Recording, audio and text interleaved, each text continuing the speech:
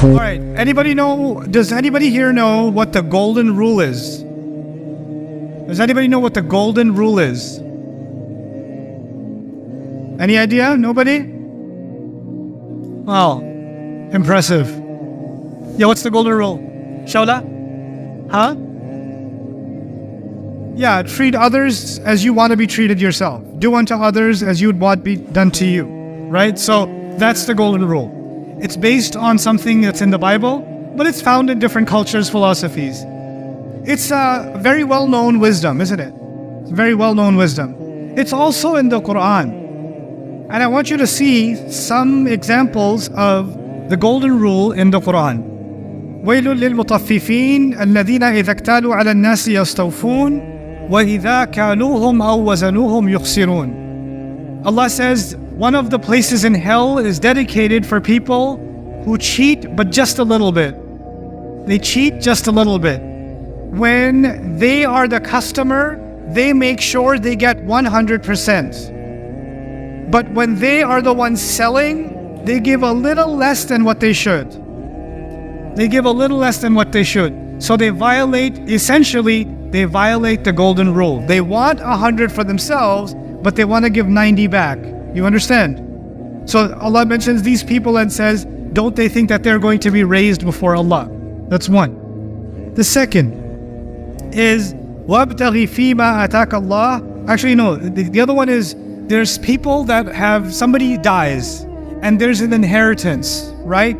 And when the inheritance is about to be announced, that this person left the farm, they left a well, they left these camels, these animals, whatever they left, and they're about to make an announcement for what they left behind, then sometimes you find poor kids or orphans or somebody else in the community, they find out that a really rich person died, so they show up at the announcement because they're hoping that maybe right now, because this person died, they might give some of their items as charity, right? And you get annoyed that these people, why are these poor people here? Or why are these children here? You know? Or even the children of people who died, who, because they can't represent themselves, they don't have a lawyer, then the uncles can take all the money, right? Or the brothers can take all the money, but the kids are not going to get anything. Allah says, وَلْيَخْشَ الَّذِينَ لَوْ تَرَكُوا مِنْ خَلْفِهِمْ ذُرِّيَّةً ضِعَافًا خَافُوا عَلَيْهِمْ. Those who are leaving behind, they should be afraid, those who left people behind them, that if they themselves had children that they were afraid for, what would happen if they were the ones dying and their kids would be the one being deprived? This is Allah reminding them of the golden rule, isn't He? Similarly, there's a golden rule between us and Allah. أحسن كما أحسن الله إليك. Do your best with Allah the way Allah has done so beautifully with you. أحسن كما أحسن الله إليك.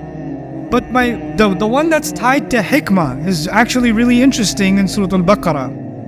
Allah says, those of you who believe, أنفقوا من طيبات ما كسبتم. Spend out of the good things that you have earned.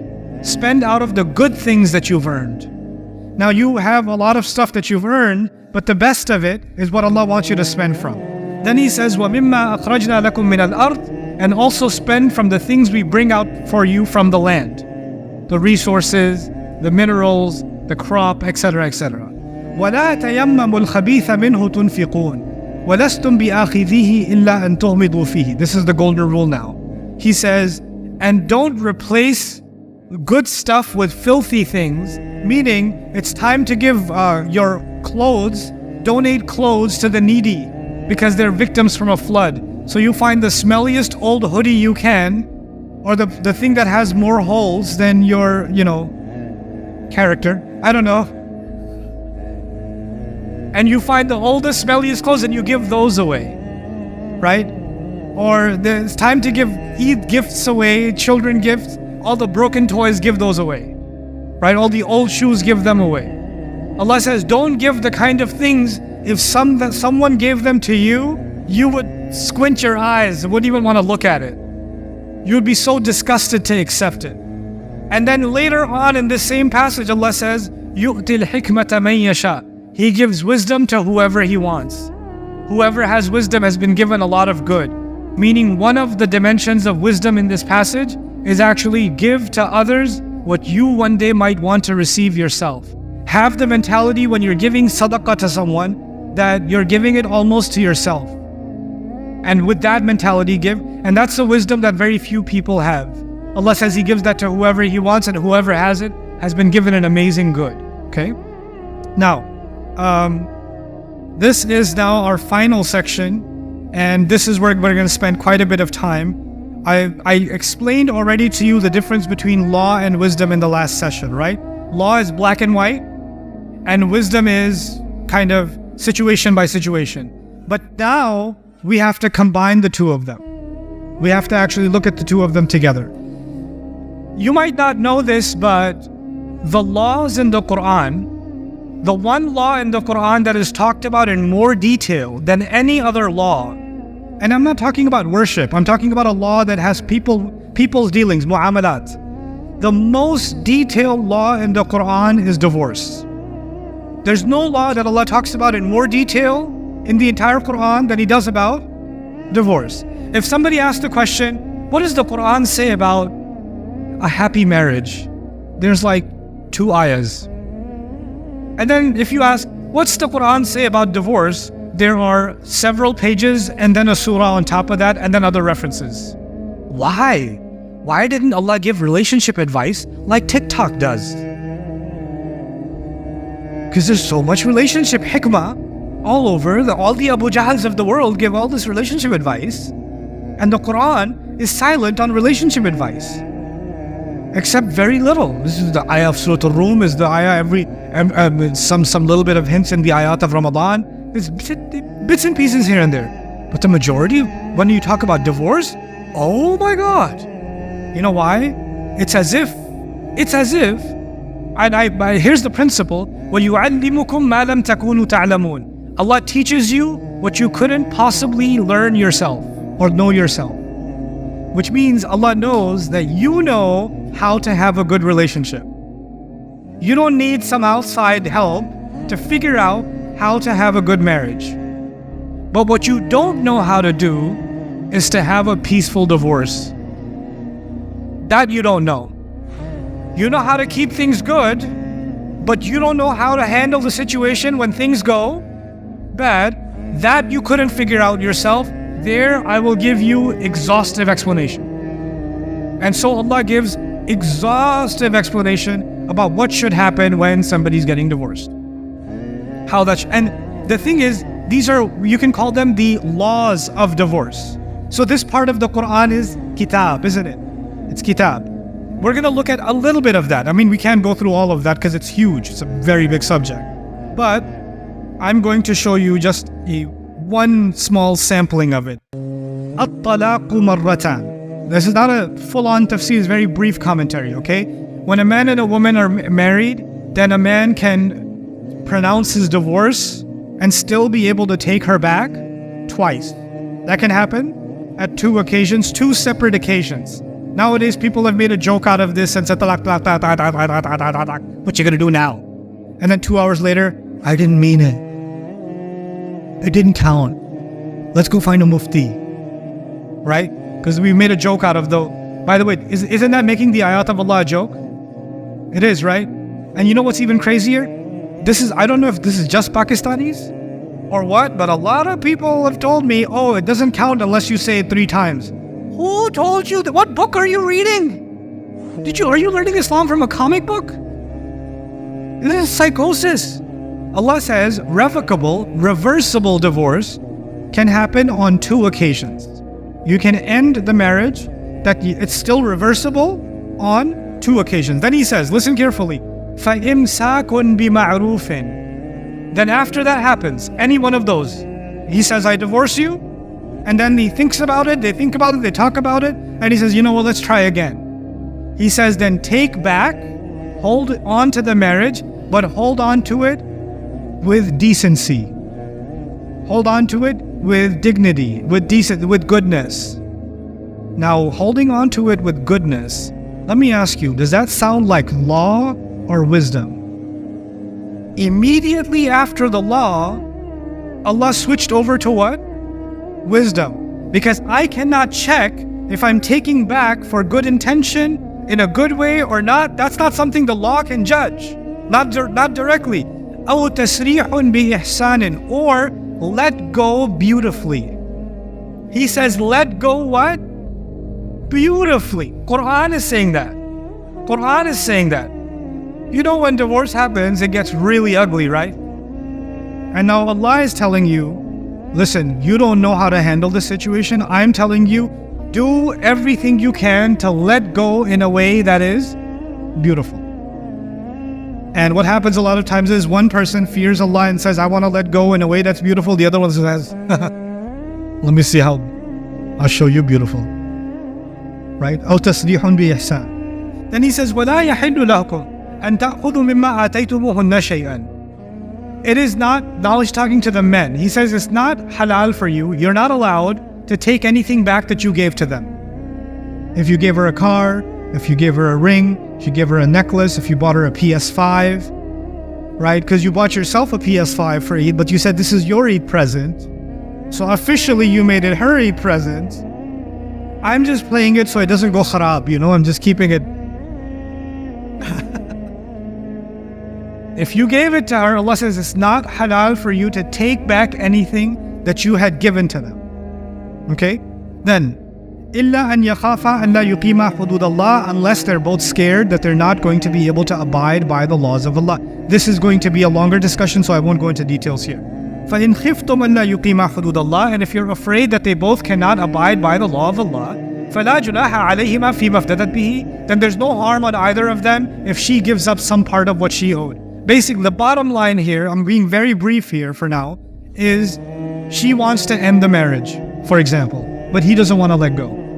And she says, you know what, keep the PS5. Can you just let me go? I don't want to stay, just keep the PS5. Allah says there's no harm if she gives up something that's actually hers, but she says maybe that'll make the departure easy for me. Okay? So she's kind of almost like paying a ransom in this situation, a little bit.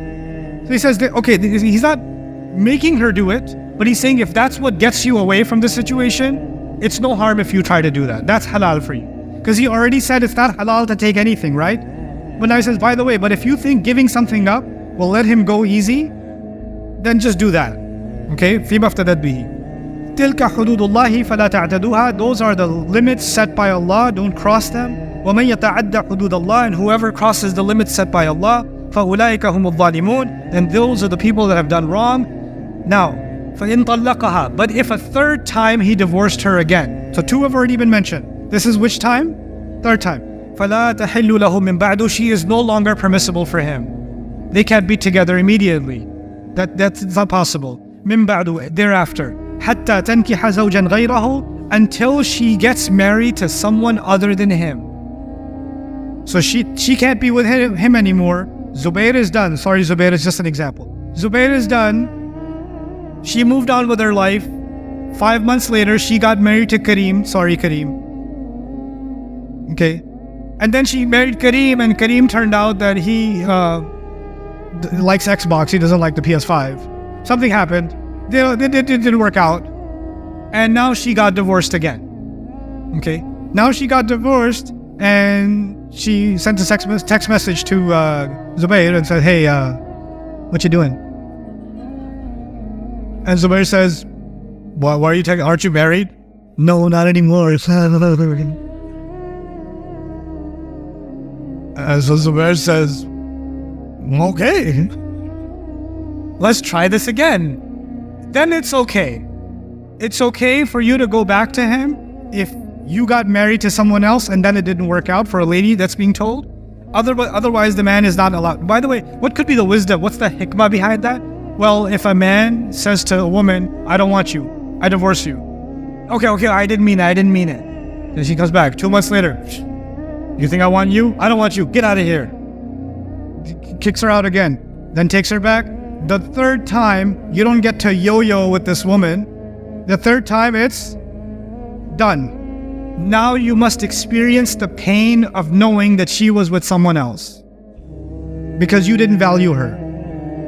So if you really want her back, Allah is going to have her live her life, and if that doesn't work out and she still wants you, decides that she wants you back, then maybe you can get back together. Otherwise, you guys are done. So this is teaching, Allah teaching that don't take divorce as something that you can just play with, right? Because it is a sacred relationship. Anyway, so فَلَا جُنَاحَ عَلَيْهِمَا أَن يَتَرَاجَعَا. Then there's no harm if they both want to get back together. إِن ظَنَّ أَن يُقِيمَا حُدُودَ اللَّهِ, if they both believe that they'll be able to live by the limits set by Allah. وَتِلْكَ حُدُودُ اللَّهِ, these are the limits set by Allah. يُبَيِّنُهَا لِقَوْمٍ يَعْلَمُونَ, He's clarifying them for people who really want to know. وَإِذَا طَلَّقْتُمُ النِّسَاءَ, and when you divorce women, finally, when you divorce women, meaning the first divorce, one of the ones you can take back. فَبَلَغْنَا أَجَلَهُنَّ, and they've reached their deadline, because you have to have 3 periods. Before 3 periods, you can still take her back. So they're about to reach their 3rd period. Okay, and he knows it's coming. It's in a couple of days, or it's in 24 hours, whatever. فَأَمْسِكُوهُنَّ بِمَعْرُوفٍ, if they're about to reach their deadline, either you take them back, but take them back in a dignified way, بِمَعْرُوف. أَوْ سَرِّحُهُنَّ بِمَعْرُوف, or let them go in a dignified way. Then he says, وَلَا تُمْسِكُوهُنَّ ضِرَارًا لِتَعْتَدُوا, don't take them back with the intention of causing harm. Don't take them back to cause harm so you can cross lines. In other words, you hate her, and you hate the idea that she's gonna be free. You don't love her, you just hate the idea of losing control over her. So you kept her in the state of divorce. She doesn't know if you'll take her back or not. She's hoping it works out, but she doesn't know what's going on in your head. In your head, you just want her to suffer. So you wait until almost the 3 months, and then you say, no, I want you back. And then when you take her back, you make her life hell until she can't take it anymore, and you're done playing torture games with her. Then you say, you know what? Talaq to you. And then she feels like she's free, but she's almost free. She has to wait how long? 3 months. 2.9 months are done. Almost there. And he says what? No, I'm not done with you yet. He takes her back again. Why is he doing it? He's doing it to torture. He's doing it to torture. Another meaning of this ayah could also be a man who takes the woman back, but he doesn't intend to make things right. Maybe he was violent or abusive or wasn't paying the finances, whatever he was doing, the dirar is still there. So even though he takes her back, he didn't fix any of the problems, right? Don't take them back if you're going to keep doing the wrong thing, so you can keep crossing the line. This is what Allah says. Now listen to this. وَمَنْ يَفْعَلْ ذَلِكَ فَقَدْ ظَلَمَ نَفْسَهُ, and whoever does that has done wrong to themselves. وَلَا تَتَّخِذُوا آيَاتِ اللَّهِ هُزُوًا, don't make a joke out of the ayat of Allah. Don't make a joke out of the ayat of Allah. You know why this is important in the same ayah? It's important because Allah is saying these rules that God gave, these rules, they are the kitab. And then when he said don't take them back for bad intentions, that wasn't kitab. What was that? That was hikmah. Technically, is he allowed to take her back within the time period? Yes.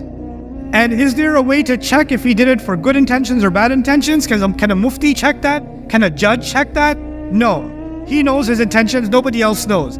So basically, you can use the kitab of Allah. You can be within the rules and still do evil because you are violating hikmah. You're violating justice. Hikmah is justice also. So the lawyers here know you can win the case in the court of law, so you legally won, but it was not a moral thing that happened. You won legally, but you didn't win morally. You understand? So he's taking her back legally, halal. Morally, right or wrong. So now we know that kitab is the law and hikmah is morality. Law and what?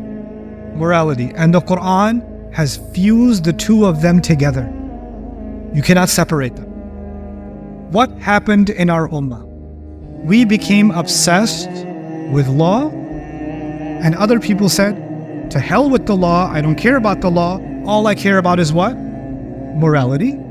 I just want to be a good person. I'm a moral person. We separated kitab and hikmah. The kitab and the hikmah were together. The kitab is Quran and the hikmah is also Quran in early interpretations of the word hikmah. Now, Allah says, وَلَا تَتَّخِذُوا آيَاتِ اللَّهِ هُزُوًا وَاذْكُرُوا نِعْمَةَ اللَّهِ عَلَيْكُمْ. Remember the favor of Allah on you. وَمَا أَنزَلَ عَلَيْكُمْ مِنَ الْكِتَابِ وَالْحِكْمَةِ يَعِظُكُمْ بِهِ. And whatever He has sent to you, onto you, from the law and the wisdom is there to give you advice. I am giving you in these ayat law, but I'm also giving you, what is He saying? Wisdom. It's together. It's together. This is a huge message in our religion. Kitab and hikmah cannot be separated. Law and morality cannot be separated. Look at an example case study. You have, for example, a man who hates his wife.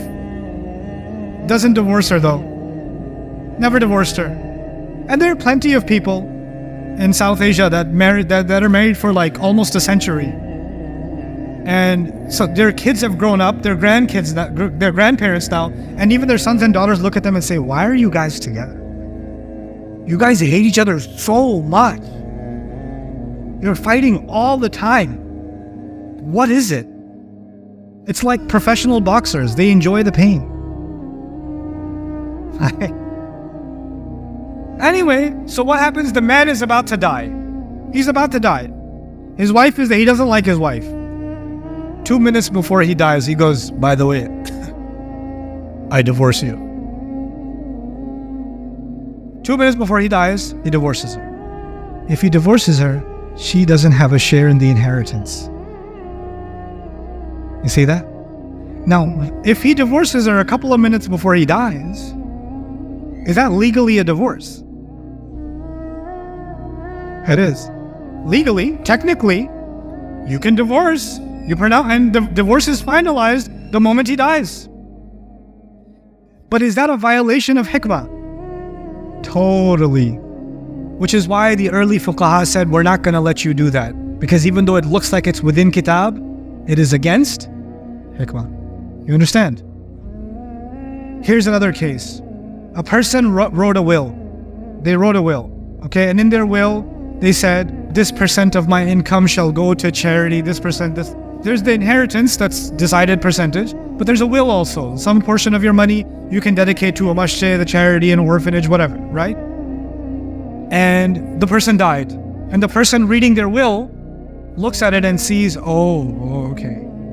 They wrote in their will because they hated their mom a lot or they hated their dad a lot, so they make sure that they gave a huge chunk of their will to one of their dad's enemies or something stupid like that, just as a grudge. Last act as a grudge. So you see in the will that there is a bias and there is some kind of evil intention, right? Allah says, if you see that, if you see ithman aw janafan, then there is no harm that you fix it. Allah allowed for a legal document for a person who's dead now. He's gone.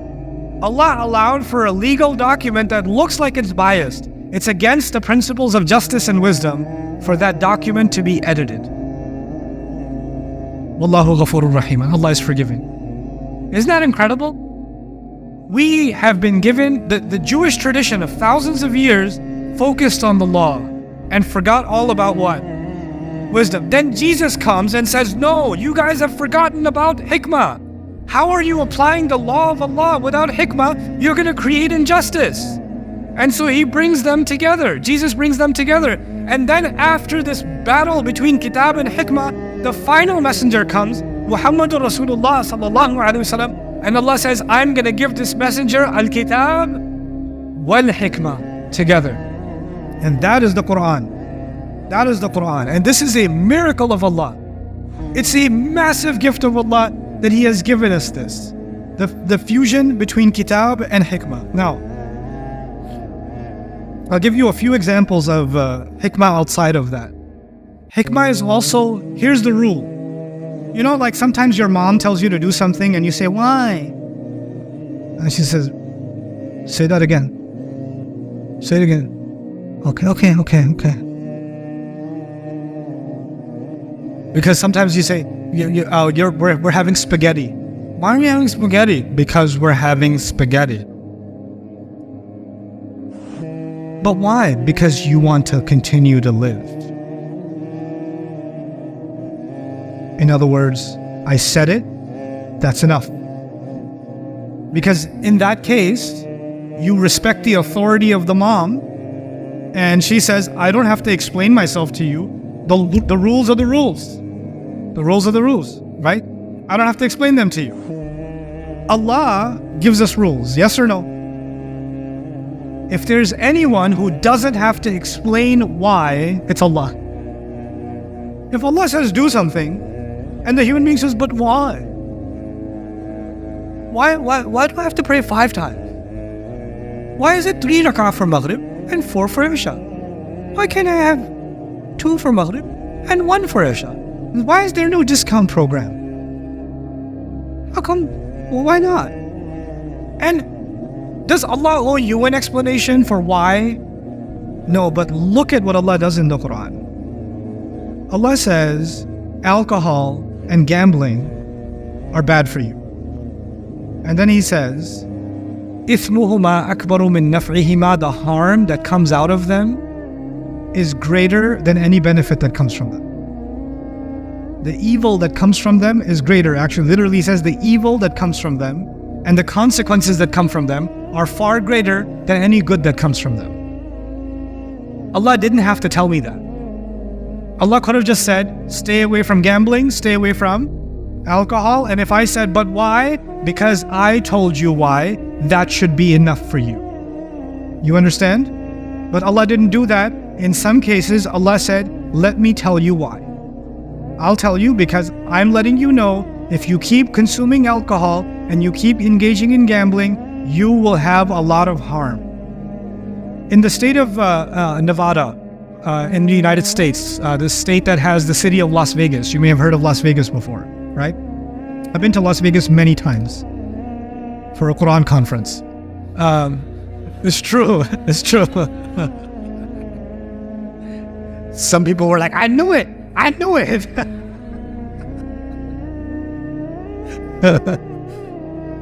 The state of Nevada for a long time, I don't know I haven't gone back recently, but they made so much money from the casinos that they actually provide, if you get a B average in your high school, your 4-year college degree is free in the state of Nevada. In America, you pay for college, but you don't pay in the state of Nevada if you have above a certain average.